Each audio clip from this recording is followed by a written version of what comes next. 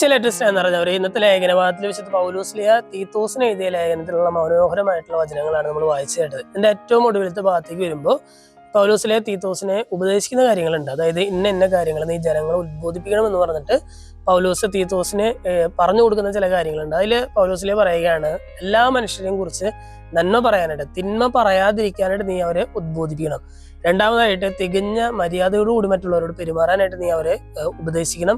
സൗമ്യതയോടെ പെരുമാറാനായിട്ട് നീ അവരെ ഉപദേശിക്കണം എന്നൊക്കെ പറയുകയാണ്. എന്ന് പറഞ്ഞാൽ എനിക്ക് തോന്നുന്നു ഈ ക്രിസ്മസിനായിട്ട് നമ്മൾ ഒരുങ്ങുമ്പോൾ നമ്മുടെ ജീവിതത്തിൽ നമുക്കറിയാം, ക്രിസ്മസ് കാലഘട്ടം എന്ന് പറഞ്ഞാൽ നമ്മുടെ ജീവിതത്തിൽ ആവശ്യമില്ലാത്ത ചില പാപങ്ങളെല്ലാം എടുത്തു കളയാനും അല്ല ചില പോരായ്മകളൊക്കെ എടുത്തു കളയാനും അതുപോലെ തന്നെ നല്ല നല്ല നന്മകളൊക്കെ നിറയ്ക്കാനായിട്ടുള്ളൊരു അവസരമാണ്, പറ്റിയൊരു സമയമാണ് ഈ ക്രിസ്മസ് സീസൺ. അപ്പൊ ഈ ഒരു ക്രിസ്മസ് കാലഘട്ടത്തിൽ, പ്രത്യേകിച്ച് ക്രിസ്മസിനോട് ഏറ്റവും അടുത്ത ഒരുക്കത്തിലായിരിക്കുന്ന ഇന്ന് സഭ നമ്മളെ വിശുദ്ധ പൗലോസ്ലിഹയിലൂടെ നമ്മളെ ഉദ്ബോധിപ്പിക്കുന്ന കാര്യം തന്നെയാണ്.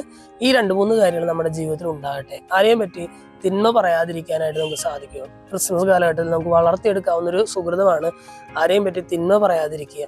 തികഞ്ഞ മര്യാദയോടുകൂടി മറ്റുള്ളവരോട് പെരുമാറുക, അതുപോലെ തന്നെ സൗമ്യതയോടെ മറ്റുള്ളവരോട് പെരുമാറുക. ഈ ക്രിസ്മസിനായിട്ട് ഒരുങ്ങുമ്പോൾ ഈ കാര്യങ്ങൾ നമ്മുടെ ജീവിതത്തിൽ വളർത്തിയെടുക്കാനായിട്ട് നമുക്ക് പരിശ്രമിക്കാം. ദൈവം നമ്മെല്ലാവരെയും സമൃദ്ധമായിട്ട് അനുഗ്രഹിക്കും.